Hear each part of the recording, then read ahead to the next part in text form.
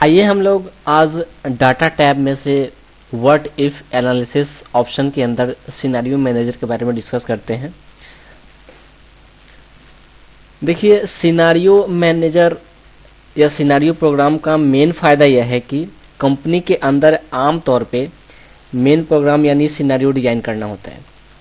For example, मैंने एक company start करते वक्त सोचा था कि ये कंपनी एवरी मंथ 100,000 का बिजनेस देगी, लेकिन अनफॉर्चुनेटली फर्स्ट क्वार्टर के अंदर एवरी मंथ 100,000 का बिजनेस कंपनी जनरेट नहीं कर पा रही है। अब उसके बहुत सारे रीजन्स हो सकते हैं।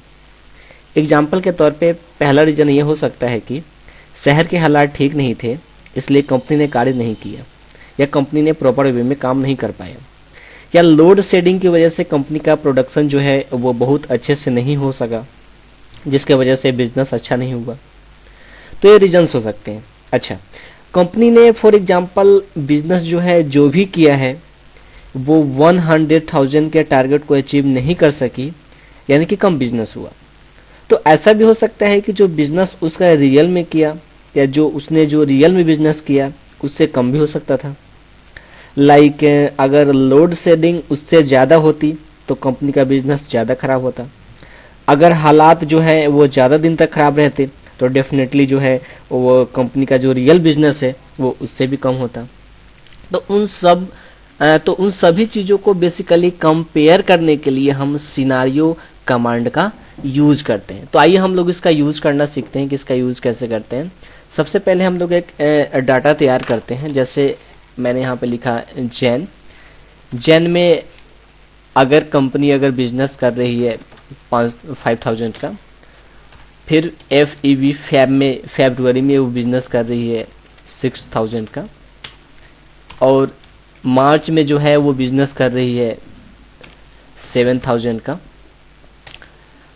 तो सबसे पहले हम इसका टोटल निकाल लेते हैं कि एक्चुअल में उसने बिजनेस किया कितने का है। तो हम इसको सिलेक्ट करते हैं और सिलेक्ट करने के बाद में आप कीबोर्ड से अल्ट और इक्वल टू को प्रेस करते हैं तो ये आपका टोटल जनरेट हो जाता है। तो कंपनी जो है एक्चुअल जो बिजनेस उसने किया है वो 18,000 का बिजनेस किया है। तो अगर हम ये बताना चाहते हैं कि कंपनी अगर इससे ज़्यादा बिजनेस करती, मैक्सिमम बिजनेस करती तो कितना वैल्यू आता, और इससे कम से कम बिजनेस करती तो कितना होता, तो उसके लिए हम लोग यूज़ करते हैं व्हाट इफ एनालिसिस के अंदर सिनेरियो मैनेजर को। यहाँ पे हम क्लिक करते हैं और क्लिक करने के बाद में यहाँ पे एक ऑप्शन आ रहा है ऐड का, आप इस पर क्लिक करते हैं। क्लिक करने के बाद में सिनेरियो नेम आ रहा है आपका। अब यहाँ पे आप टाइप करते हैं मिनिमम। कहने का मतलब कि अगर कंपनी इससे कम का बिजनेस करती तो कितने का बिजनेस करती।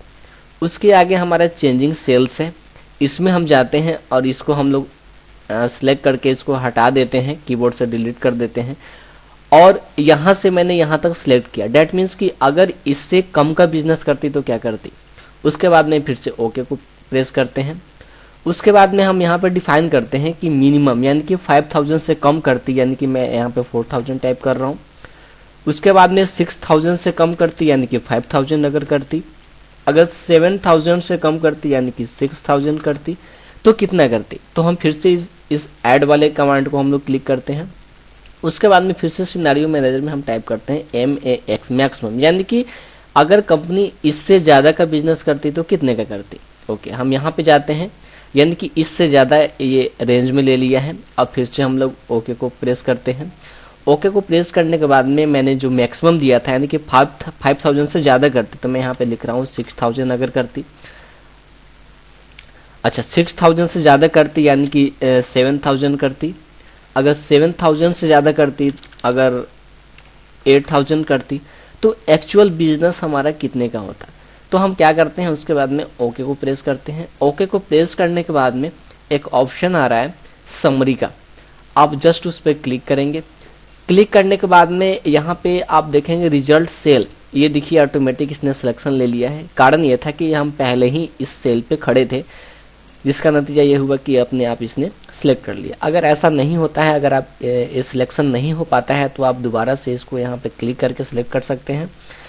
हम ओके को प्रेस करते हैं। ओके को प्रेस करने के बाद में ये एक्सेल एक कलरफुल एक चार्ट, एक डाटा बना के आपने आपके सामने में रख दिया, कंपेयर वाइज या कंपेरिजन वाइज आप इसको बोल सकते हैं, कि एक्चुअल जो बिजनेस हमारा है 18,000 का है, कम से कम बिजनेस करती तो 50,000 का बिजनेस करती, और उससे ज़्यादा अगर बिजनेस करती तो 21,000 का बिजनेस करती।